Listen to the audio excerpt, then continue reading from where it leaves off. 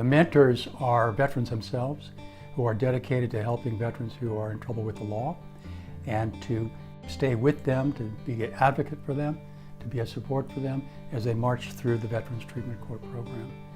The idea of giving back, I've found, is extraordinarily powerful. You know, the veterans themselves have taken an oath of office, we all have, to defend the Constitution. And it's really important that we understand that we have an obligation to help veterans get back into society after they've served our country. So I'm really proud of that. Because of our work in the mentoring program in the Veterans Treatment Court, we discovered that there were some holes in what we could do for veterans, some gaps that we needed to fill. So we formed our own nonprofit, Central Coast Veterans Helping Veterans, last year. And the idea is to help coordinate and advocate for veterans and to make sure the services that they are eligible for are provided to them and not miss things.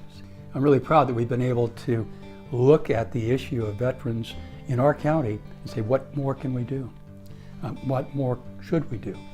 And how can we coordinate those activities to make sure that veterans not only in trouble with the law, but those who are homeless and those who may potentially have a problem that would get them into trouble with the law, that they're helped.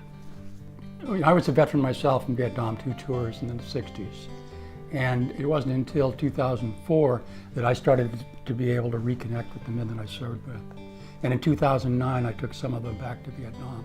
And we made a documentary about that.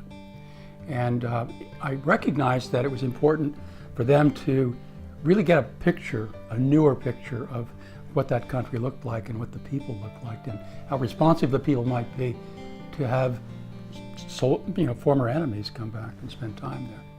And one of the important things for us to do was to meet with soldiers that we fought against. And that's what we did. And we sat down, broke bread with them, heard their stories about their lives.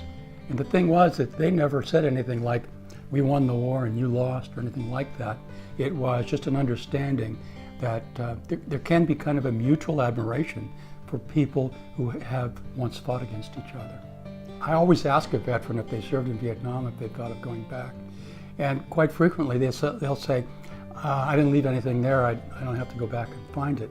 And I generally tell them, I said, yeah, you probably did leave something there, and maybe you might be able to find it, and maybe not. Typically, what we've lost in a place like that is our innocence. And it's hard. It's hard to figure that out.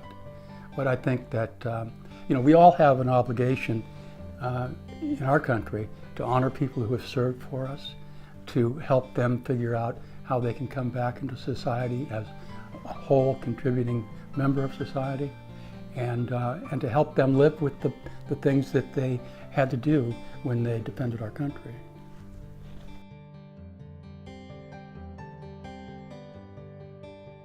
What we're doing is actually, I think we're saving lives.